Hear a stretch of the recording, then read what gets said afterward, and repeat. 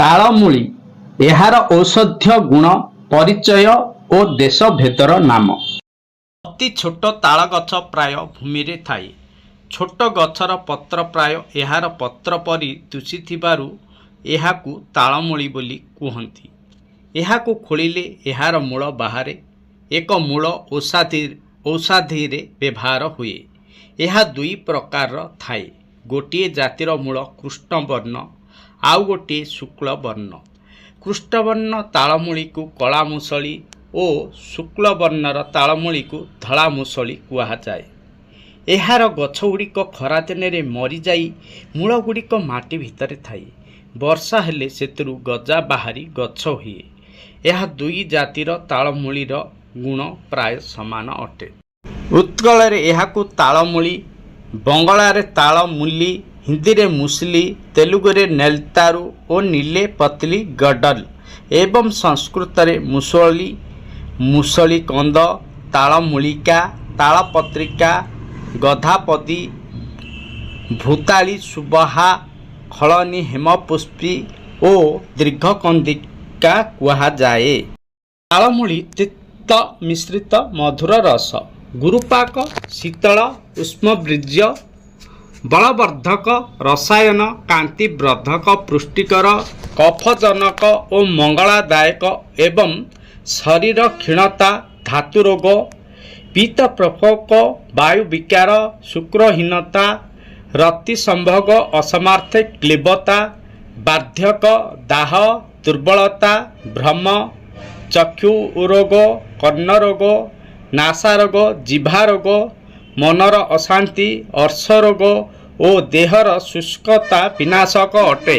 ଏହାର ମାତ୍ରା 2 ଅଣାରୁ 8 ଅଣା। ଏହାର ମୂଳକୁ ଶୁଖାଇ କୁଟି ଚୂର୍ଣ୍ଣ କରି ବ୍ୟବହାର କରାଯାଏ।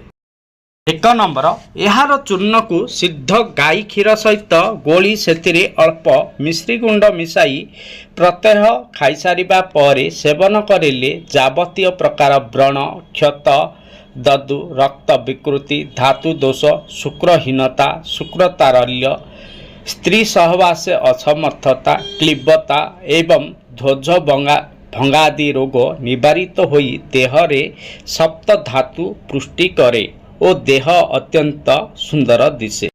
2 ନମ୍ବର, ତାଳମୂଳି ଚୂର୍ଣ୍ଣକୁ ମହୁ ସଙ୍ଗରେ ମିଶାଇ କିଛି ଦିନ ପର୍ଯ୍ୟନ୍ତ ପ୍ରତ୍ୟହ 2 ବେଳା ସେବନ କଲେ ଯାବତୀୟ ପ୍ରକାର ବ୍ରଣ, କଣ୍ଡୁ, କୁଷ୍ଠ, ଦଦ୍ରୁ, ବାଗି, ଚର୍ମଦଳା, ବିସ୍ଫୋଟକ ଓ ପ୍ରମେହ ଜନିତ ଜ୍ୱାଳା ଏବଂ ଉପଦଂଶ, କ୍ଷତ ପ୍ରଭୃତି ରୋଗ ଭଲ ହୁଏ।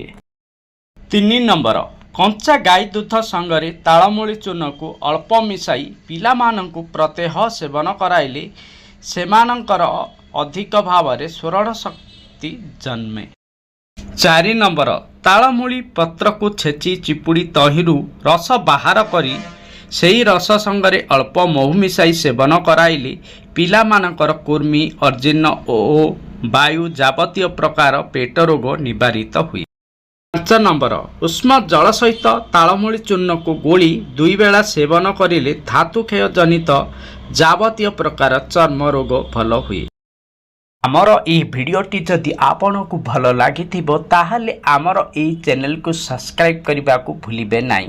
ଯଦି ଭିଡ଼ିଓଟି ଭଲ ଲାଗିଥିବ ଆମ ଭିଡ଼ିଓ ଗୋଟେ ଲାଇକ୍ କର। ପ୍ରୟୋଗ ବିଧି। 1 ନମ୍ବର, ପୁଷ୍ୟା ନକ୍ଷତ୍ର ଯୁକ୍ତ ଶନିବାର କିମ୍ବା ରବିବାର ଦିନ ତାଳମୂଳିକୁ ଆଣି ନିଜ ପାଖରେ ଗୁପ୍ତରେ ରଖି ଯେକୌଣସି ସ୍ଥାନକୁ ଗଲେ ଯଶ ଓ ସମ୍ମାନ ଲାଭ ହୋଇଯାଏ। 2 ନମ୍ବର, ଶନିବାର ଦିନ ସକାଳୁ ତାଳମୂଳିକୁ ନିମନ୍ତ୍ରୀ ଆଣି ନାଲି ସୂତା 21 ଘିଅ ଦ୍ୱାରା କଟିରେ ଧାରଣ କରିଲେ ବହୁ ସ୍ତ୍ରୀ ସମ୍ଭୋଗରେ କ୍ଷମତା ଜନ୍ମେ। ସ୍ତ୍ରୀମାନେ ଏହିପରି ଧାରଣ କଲେ ସେମାନଙ୍କ ଦେହରୁ ସର୍ବ ପ୍ରକାର ରୋଗ ଦୂର ହୋଇଯାଏ।